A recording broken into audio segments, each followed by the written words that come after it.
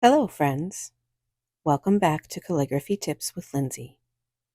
If you've ever struggled with keeping your ink flowing, today's tip is for you. Here is the setup I use to keep my nib clean while writing.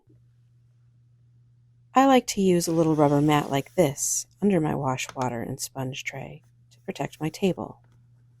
You can usually find these at science surplus and craft stores or online. This is a reusable baby food jar.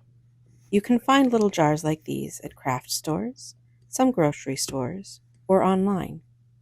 It makes a great little desk jar for wash water. Lots of little jars are good for wash water, though. The real reason I like these is for the lid.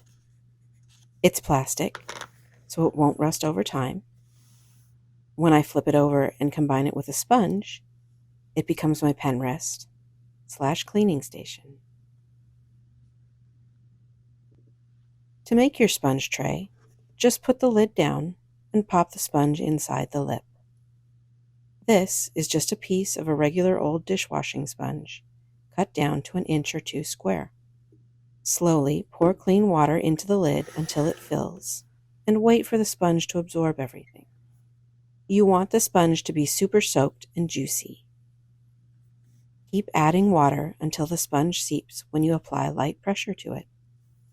When you're writing, use your sponge to wipe your nib clean every few minutes and use it as a rest for your pen.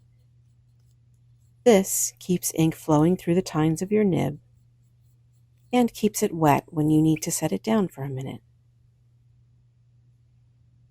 Once you're done writing, just clean your nib off as usual and pop your sponge into your wash jar to take to the sink for cleaning.